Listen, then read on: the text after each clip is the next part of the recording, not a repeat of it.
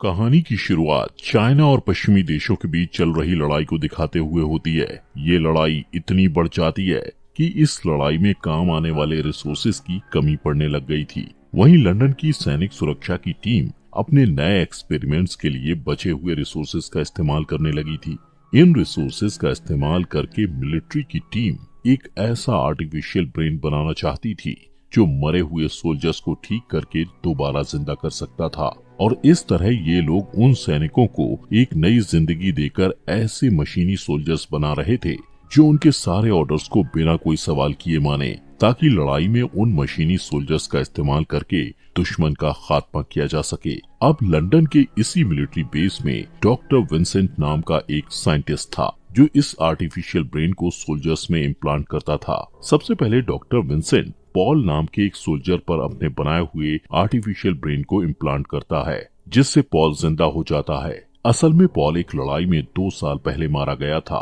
Doctor Vincent देखना चाहता था कि इस आर्टिफिशियल ब्रेन इम्प्लांट के जरिए पॉल कैसे काम करता है, इसलिए वो पॉल का एक टेस्ट लेता है, लेकिन इसका रिजल्ट वैसा नहीं होता जैसा विंसेंट ने सोचा था और इस वजह से वो थोड़ा परेशान हो जाता है। अब इस खराब रिजल्ट की वजह से विंसेंट और उसकी टीम के एक मेंबर के बीच बहस हो जाती है, क्योंकि उनका कहना था कि पॉल को खत्म कर देना चाहिए, जबकि विंसेंट उसे जिंदा रखना चाहता था। इसी दौरान पॉल एक पेन उठाता है और अचानक से विंसेंट को गले लगा लेता है। उसकी इस हरकत से विंसेंट काफी हैरान हो जाता है और उससे बैठने के लिए कहता है, लेकिन पॉल उसकी बात नहीं मानता और उसके सीने में पेन घोंप देता है, जिससे विंसेंट एक कंप्यूटर स्क्रीन के ऊपर गिर जाता है और पूरे स्क्रीन पर उसका खून बहने लगता है। अब क्योंकि पॉल एक खतरा बन गया था, इसलिए विंसेंट पॉल के सिस्टम को बंद करने के लिए कंप्यूटर पर कमांड डालने लगता है, लेकिन इससे पहले कि वो उसे बंद कर पाता, विंसेंट देखता है कि पॉल और भी ज्यादा गुस्से में है और वो बेरहमी से उसके टीम के लोगों को मार रहा है। इसके बाद पॉल एक बंदूक उठाकर विंसेंट की तरफ पॉइंट कर देता है, लेकिन जल्द ही उसे अपनी गलती का एहसास हो जाता है और वो तुरंत ही बंदूक नीचे करके विंसेंट से माफी मांगता है। तभी वहाँ लैब की सिक्योरिटी टीम आ जाती है और पॉल के सर पर गोली मार देती है। इसके बाद विंसेंट का इलाज किया जाता है। इलाज के कुछ देर बाद विंसेंट को एक डरावना सपना आता है और वो उठ जाता है। होश में आने के बाद वो तैयार होकर एक जगह जाता है जहां वो अपने रिसर्च टीम में नए लोगों को शामिल करने के लिए उनका इंटरव्यू लेता है। इंटरव्यू में उसके सामने कई एआई मशीन्स पेश की जाती हैं और विंसेंट उनसे सवाल पूछता है, लेकिन उसे किसी का भी जवाब पसंद नहीं आता, इसलिए गुस्सा होकर वहां से चला जाता है। जब वो घर जा रहा होता है तब रास्ते में उसे पॉल की माँ मिलती है, जो हमेशा मिलिट्री बेस के पास ही सड़क पर खड़े रहकर अपने बेटे का इंतजार करती रहती थी। अब सीन शिफ्ट होता है और विंसेंट को अपने घर पर अपनी बेटी मैरी की देखभाल करते हुए दिखाया जाता है। मैरी को रेट सिंड्रोम नाम की एक बीमारी होती है, जिसकी वजह से उसके घुटने काम नहीं करते, वो बोल नहीं पाती है और उसके हाथ भी हिलते रहते हैं। इसके बाद फिर से इंटरव्यू का सीन दिखाया जाता है, जहाँ एवा नाम की एक लड़की आती है जो स्टैनफोर्ड की एक साइंटिस्ट थी। एवा विंसेंट के सामने अपना नया आविष्कार पेश करती है। वो अपनी एआई मशीन के बारे में बताते हुए कहती है कि ये डेटा प्रोसेस पर काम नहीं करता, बल्कि रोजाना मिलने वाले इंफॉर्मेशन और उससे होने वाले एक्सपीरियंस पर काम करता है। विंसेंट उसकी बात पर गौर करता है और पूछता है कि एआई मशीन को एक्सपीरियंस कहाँ से मिलता है। एवा बताती है कि आर्टिफिशियल इंटेलिजेंस के साथ रोज बातें करती है और उन्हीं बातों से उसे एक्सपीरियंस मिलता है। इसके बाद विंसेंट उस एआई का टेस्ट लेता है और उसके नाम के साथ साथ उससे और भी कई सारे सवाल पूछता है। उसके जवाब से विंसेंट काफी इम्प्रेस होता है और टेस्ट के बाद एवा के इस आविष्कार के लिए उसकी तारीफ करता है और कहता है कि उसने बहुत अच्छी प्रोग्रामिंग तैयार की है, लेकिन एवा कहती है कि ये प्रोग्राम नहीं बल्कि मशीन है जो सारे सवाल के जवाब खुद ही देती है। इसके बाद विंसेंट सबके लिए 10 मिनट का ब्रेक अनाउंस कर देता है। एवा को लगता है कि उसे टीम में शामिल नहीं किया जाएगा, इसलिए वो उदास हो जाती है और अपना सामान लेकर जाने लगती है, लेकिन विंसेंट उसे रोकता है और उसे उसके एआई के बारे में पूरी जानकारी देने के लिए कहता है। एवा भी अपनी समझदारी दिखाती है और कहती है कि अगर वो उसे अपनी टीम में शामिल करेगा तभी वो उसे सारी बात बताएगी। विंसेंट कहता है कि एवा को उसकी निगरानी में काम करना चाहिए, क्योंकि उसके पास क्वांटम कंप्यूटर और बहुत सारे फंड और बहुत अच्छी रोबोटिक टीम है। एवा को विंसेंट पर शक होने लगता है, इसलिए वो पूछती है कि उसका असली मकसद क्या है। विंसेंट कहता है कि सैनिक सुरक्षा विभाग ने उसके कई प्रोजेक्ट में उसका साथ दिया है और उससे लगता है कि एवा के इंटेलिजेंस का इस्तेमाल करके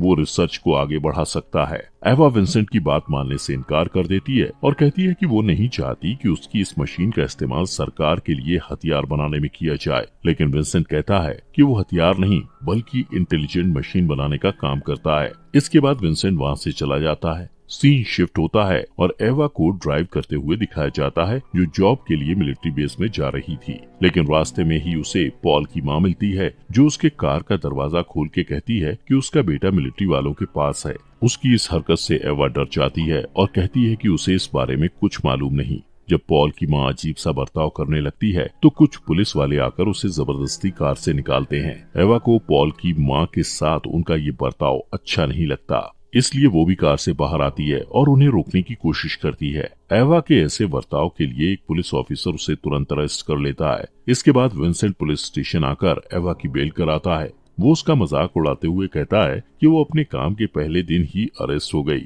एवा बताती है कि कैसे पॉल की माँ के साथ बुरा बर्ताव किया जा रहा था, लेकिन विंसेंट कहता है कि उसे पॉल की माँ से हमदर्दी जताने की जरूरत नहीं है, क्योंकि उसकी दिमागी हालत ठीक नहीं है। उसका बेटा एक लड़ाई में 2 साल पहले मर चुका है और वो अभी तक इस सदमे से बाहर नहीं आ पाई है, और विंसेंट को इस बात का अफसोस भी है। इसके बाद विंसेंट एवा को मिलिट्री बेस की आसपास की जगह दिखाता है। वो लोग बातचीत कर रहे होते हैं, लेकिन उन्हें ये पता नहीं होता कि एक मशीनी सोल्जर उन पर नजर रख रही है और वो अपनी मशीनी भाषा में दूसरे सोल्जर से भी बात करती है, जिसके बाद मिलिट्री बेस की सिक्योरिटी बढ़ा दी जाती है। इस बीच विंसेंट और एवा एक लिफ्ट में जाते हैं जो जमीन के अंदर थी। जब वो लोग नीचे जा रहे होते हैं तब एवा को 2 सोल्जर्स के सर पर एक जैसा निशान दिखाई देता है। वो विंसेंट से पूछती है कि ये निशान कैसे हैं। विंसेंट बताता है कि जिनके सिर पर ये निशान दिख रहे हैं उन सोल्जर्स के दिमाग ने काम करना बंद कर दिया था। उनमें आर्टिफिशियल ब्रेन इम्प्लांट किया गया है, जिससे उनकी देखने की ताकत और पुरानी यादें वापस आ गई हैं और इससे उनकी जिंदगी और भी बेहतर हुई है। लेकिन ब्रेन इम्प्लांट के कारण इनकी बोलने की शक्ति चली गई थी, जिसकी वजह विंसेंट को भी नहीं मालूम थी। लेकिन वो कहता है कि इन सोल्जर्स ने अपनी खुद की मशीनी भाषा तैयार कर ली है, जिसके जरिए वो एक दूसरे से बात कर सकते हैं और उसके बारे में किसी को पता भी नहीं चलता है। इसके बाद वो दोनों लैब में जाते हैं जहां विंसेंट का क्वांटम कंप्यूटर था और उसे देखने के लिए एवा बहुत एक्साइटेड थी। वहां सैनिक सुरक्षा का हेड थॉमस होता है, जो एवा को गौर से देखता है। कुछ देर बाद वो एवा से मिलता है और टीम में उसका स्वागत करता है। तभी एक फीमेल मशीनी सोल्जर वहां आ जाती है जिसका नाम सूरी था, और ये वही सोल्जर थी जो विंसेंट और एवा पर नजर रख रही थी। इस बीच थॉमस एवा की फाइल देखता है जिसमें लिखा था कि बचपन में एवा ने एक पुलिस ऑफिसर के साथ कुछ बुरा बर्ताव किया था। थॉमस इस बारे में एवा से पूछता है और एवा कुछ कहने ही वाली होती है कि विंसेंट उसकी बात काटते हुए थॉमस से कहता है कि एवा को यहाँ पॉलिटिक्स के नहीं बल्कि रिसर्च के लिए लाया गया है। इसके बाद थॉमस भी उसकी बात से एग्री करता है और बात को बदलते हुए कहता है कि वो उन्हें कुछ दिखाना चाहता है। अब यहाँ थॉमस उन दोनों को एक कमरे में लेके जाता है जहाँ हमें जेम्स नाम का एक हैंडीकैप आदमी दिखाया जाता है। उसके दोनों हाथ नहीं थे और यहाँ उस पर आर्टिफिशियल हैंड इम्प्लांट करने की तैयारी हो रही थी।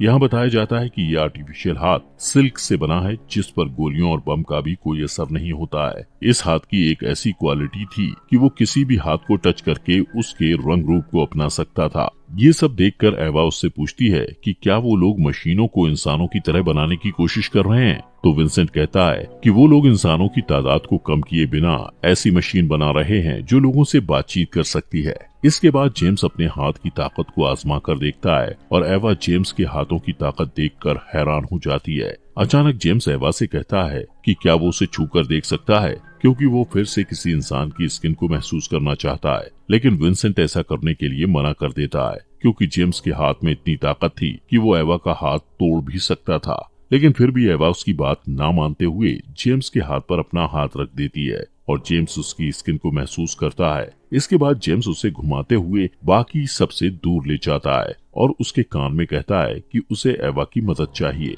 और वो उसे एरिया 6 में आने के लिए कहता है। एवा काफी कंफ्यूज हो जाती है। अगले दिन विंसेंट एवा के ब्रेन को स्कैन करता है और उसे क्वांटम कंप्यूटर में सेव कर देता है। विंसेंट एवा से कई तरह के सवाल करता है ताकि वो उसके ब्रेन का डेटा ले सके। उसके सवाल धीरे धीरे पर्सनल होते जाते हैं। एवा उसे अपने पिता के साथ बिताए समय के बारे में बताती है। विंसेंट भी उसे बताता है कि वो बिल्कुल उसकी बेटी की तरह है, क्योंकि उसकी बेटी को भी कंप्यूटर पसंद है। तभी एवा बात को घुमाकर उसे एरिया 6 के बारे में पूछती है। विंसेंट कहता है कि एरिया 6 में उन सोल्जर्स का इलाज किया जाता है जिनका ब्रेन डैमेज हो गया है, लेकिन एवा को लगता है कि वो कोई जेल है। विंसेंट कहता है कि वो इस बारे में उसे और कुछ नहीं बता सकता, क्योंकि उसे इस बारे में कुछ पता नहीं है। ये कहकर वो वहाँ से चला जाता है। अगले दिन एवा लैब जाते वक्त एरिया 6 की तरफ चली जाती है। वो सबसे छुपते हुए वहाँ पहुँच जाती है और एक कांच की खिड़की से देखती है कि एरिया 6 बिल्कुल जेल की ही तरह है, जिसे कई सारे गार्ड्स घेरे हुए हैं। यहाँ उसका शक यकीन में बदल जाता है। उसी वक्त कुछ मशीनी सोल्जर्स उसके पीछे आ जाते हैं और एवा बिना कुछ कहे वहाँ से चली जाती है, जैसे कुछ हुआ ही ना हो। इसके बाद वो लैब में आती है, जहाँ विंसेंट एवा के दिमाग को स्कैन करता है और इस बार एवा के इमोशन को चेहरे के एक्सप्रेशन की मदद से सेव किया जाता है। इस बीच विंसेंट पूछता है कि क्या वो लैब आते समय रास्ता भटक गई थी। एवा को समझ नहीं आता कि उसे क्या कहना चाहिए, इसलिए वो कहती है, हाँ, मैं रास्ता भटक गई थी। लेकिन विंसेंट को पता था कि वो झूठ बोल रही है और उसकी इस हरकत से नाराज होकर वो कहता है कि एवा को अपने काम से काम रखना चाहिए और वहाँ इधर उधर घूमना नहीं चाहिए। दूसरी तरफ सूरी थॉमसन को एक सीसीटीवी फुटेज दिखाती है और बताती है कि एवा ने एरिया 6 के बारे में जानने के लिए कंप्यूटर को हैक किया था।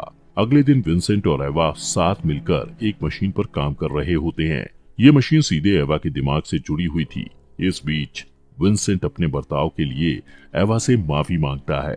एवा कुछ नहीं कहती और तभी मशीन विंसेंट को बताती है कि एवा अभी भी उससे नाराज है। सीन शिफ्ट होता है और विंसेंट और एवा कार में होते हैं। एवा उससे पूछती है कि अगर उसे मिलिट्री वालों से नफरत है तो वो वहाँ इतने समय से काम क्यों कर रहा है। विंसेंट कहता है कि वो ब्रेन इम्प्लांट के एक्सपेरिमेंट को डेवलप करना चाहता है ताकि वो अपनी बेटी का इलाज कर सके और इसके लिए उसका वहाँ काम करना जरूरी है। उसी वक्त उनके रास्ते में पॉल की माँ फिर से आ जाती है, जो सड़क के बीच बैठकर रो रही थी। एवा विंसेंट से कहती है कि उन्हें पॉल की माँ को शहर तक जाने के लिए लिफ्ट देनी चाहिए। विंसेंट उसकी बात मान लेता है और एवा पॉल की माँ के पास जाती है, लेकिन उसे पता चलता है कि वो पॉल की माँ नहीं बल्कि चाइना का एक आदमी है जो पॉल की माँ के भेष में है। वो आदमी तुरंत एवा के पेट में चाकू घोंप देता है। इस बीच थॉमसन सारी वारदात को कंप्यूटर पर देख रहा होता है।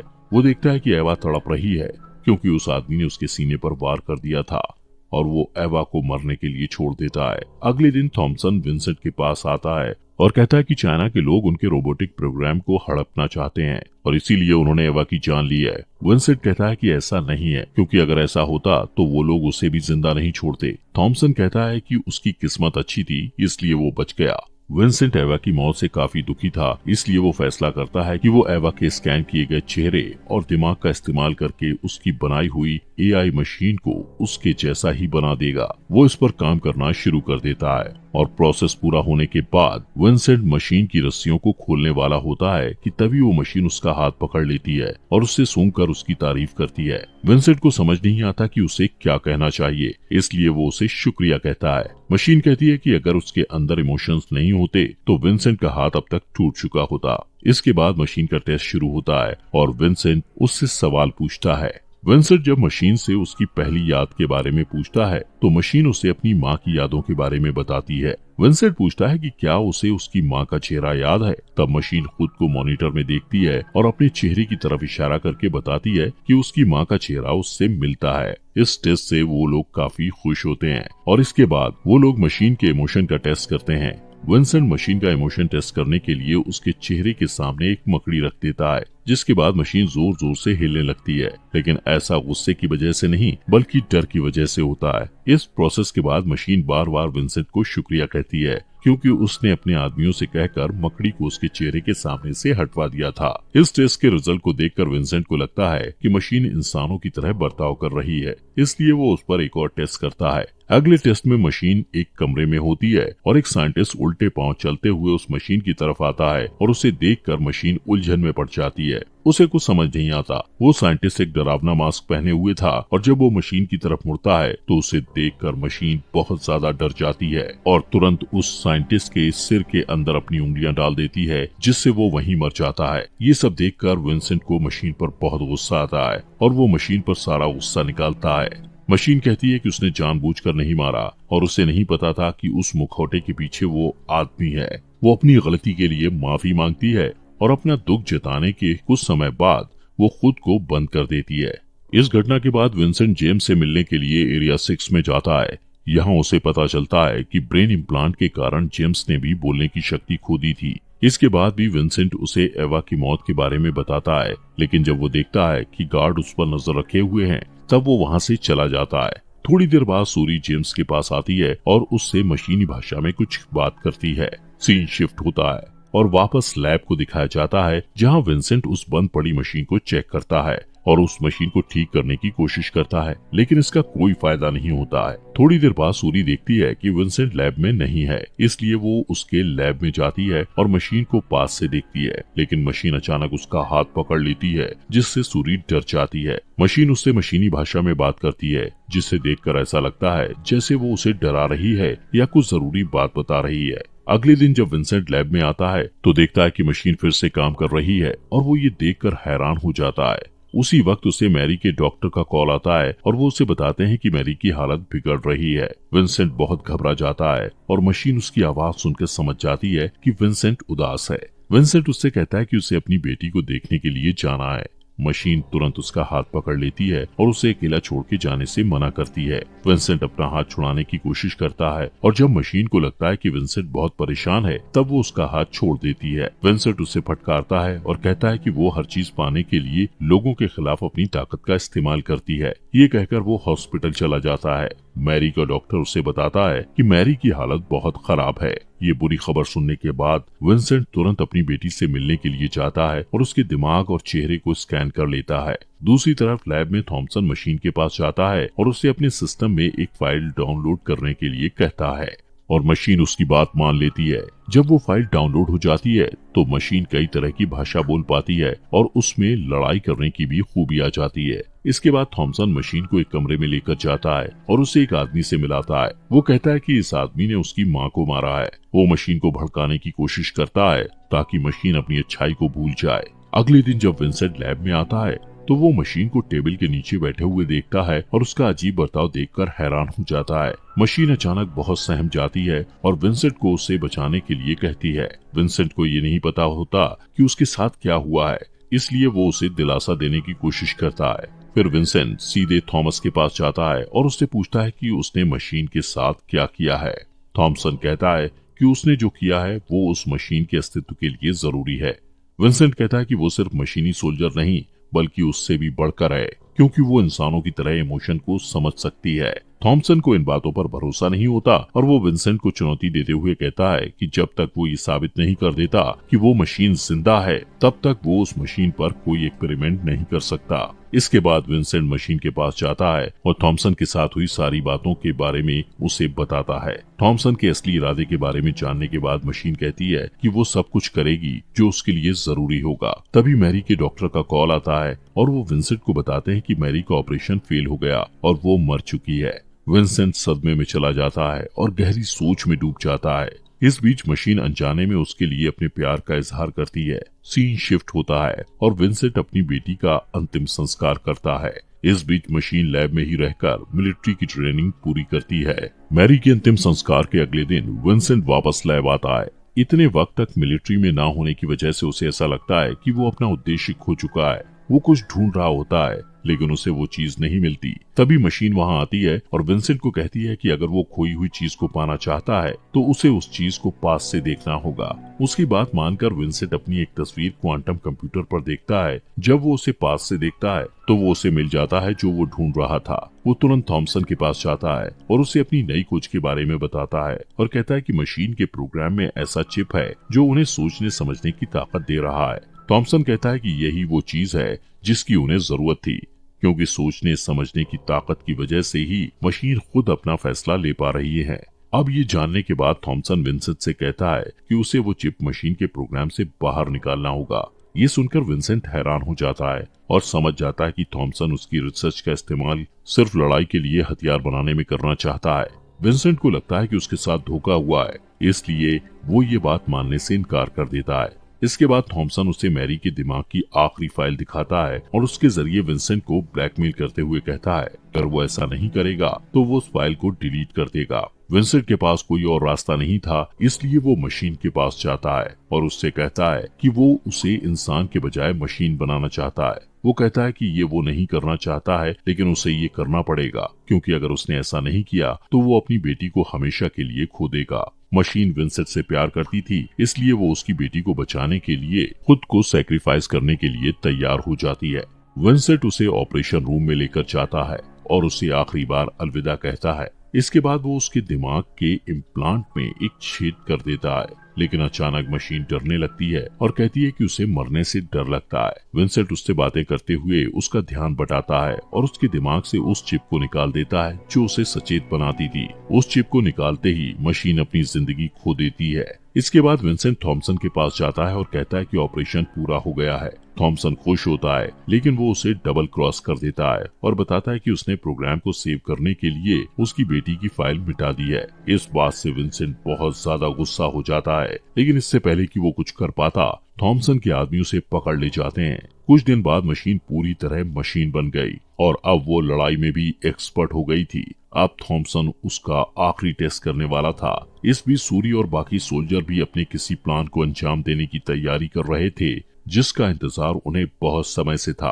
अब मशीन के आखिरी टेस्ट का दिन भी आ जाता है और एक मशीनी सोल्जर विंसेंट को एक कमरे में लेकर आता है जहां उसे बांध दिया जाता है। विंसेंट देखता है कि मशीन ने उसकी तरफ बंदूक साधी हुई है। इसके बाद थॉमसन मशीन से विंसेंट के सर पर गोली चलाने के लिए कहता है। मशीन बिना किसी हिचकिचाहट के बंदूक का ट्रिगर खींचती है, लेकिन बंदूक में गोली नहीं थी और विंसेंट रिलैक्स हो जाता है। यहाँ थॉमसन सिर्फ मशीन का टेस्ट करना चाहता था कि मशीन उसकी बात मानती है या नहीं, इसलिए उसने मशीन के हाथ में खाली बंदूक दी थी। वहीं दूसरी तरफ हम देखते हैं कि जिस साइंटिस्ट ने मशीन के ऑपरेशन के समय विंसेंट की हेल्प की थी, उसे ये बात पता चल गई थी कि विंसेंट ने जो चिप मशीन के दिमाग से निकाली है वो सोचने समझने वाली चिप नहीं, बल्कि उसके जीपीएस की एक्स्ट्रा बैटरी है। वो ये बात थॉमसन को बताता है और थॉमसन डर के मारे फैसिलिटी को बंद करने के लिए कहता है और सिक्योरिटी टीम को अलर्ट कर देता है। लेकिन लैब के सारे सोल्जर मशीन की मदद करते हैं और मशीन विंसेंट तक पहुंच जाती है। वो उसे आजाद करती है और बताती है कि इंसानों और मशीनों के बीच की लड़ाई की शुरुआत से ही सारे सोल्जर्स एक दूसरे से बातचीत कर रहे थे और ये प्लान कर रहे थे कि उन्हें कैसे थॉमसन के इरादों को नाकामयाब करना है। दूसरी तरफ हम देखते हैं कि थॉमसन सारे सोल्जर्स को डीएक्टिवेट करने के लिए कंप्यूटर में एक कोड डाल रहा होता है, पर क्योंकि सूरी ने पहले ही सिस्टम को हैक कर लिया था, इसलिए थॉमसन को सिस्टम में खराबी दिखाई देती है। इस दौरान विंसेंट अपने लैब में जाता है जहां वो क्वांटम कंप्यूटर में कुछ कमांड डालता है। थॉमसन के आदमी भी वहां आ जाते हैं और उस पर हमला करने वाले होते हैं, लेकिन तभी वहां जेम्स आ जाता है और उन आदमियों को मारता है। विंसेंट देखता है कि जेम्स भी यहाँ से बच के निकलने में उनकी मदद कर रहा है। वहीं दूसरी तरफ सूरी की मदद से मशीन थॉमसन के ऑफिस में पहुंच जाती है जहां थॉमसन मैरी की फाइल को डिलीट करने की कोशिश करता है। मशीन कहती है कि वो ऐसा नहीं कर सकता है क्योंकि सूरी ने इसका पासवर्ड बदल दिया है। अब थॉमसन के पास यहाँ से बचने का कोई रास्ता नहीं था, इसलिए वो मशीन से अपनी जिंदगी की भीख मांगता है। पहले तो मशीन को उस पर दया आती है, लेकिन जब वो उसके चेहरे को छूती है तो उसे गुस्सा आ जाता है और वो अचानक थॉमसन की कनपटी में उंगली डाल देती है और वो वहीं मर जाता है। इसके बाद मशीन मैरी के दिमाग की फाइल को अपने सिस्टम में डाउनलोड करती है और विंसेंट के पास जाती है। वो विंसेंट को उस पर भरोसा करने के लिए कहती है। इसके बाद वो सब लोग मिलिट्री बेस से बाहर निकल जाते हैं और बाहर निकलने के बाद विंसेंट पॉल की माँ से मिलता है और उसे एक पेन ड्राइव देता है। वो उससे कहता है कि इसमें उसके बेटे के बारे में वो सारी जानकारी मौजूद है जो वो जानना चाहती है। सीन शिफ्ट होता है और हम देखते हैं कि विंसेंट मशीन और अपनी बेटी के साथ सूरज को डूबते हुए देख रहा है। दूसरी तरफ सारे मशीनी सोल्जर्स भी मिलिट्री बेस से निकलकर एक नई और आजाद दुनिया में कदम रखते हैं और इसी के साथ ये मूवी खत्म हो जाती है।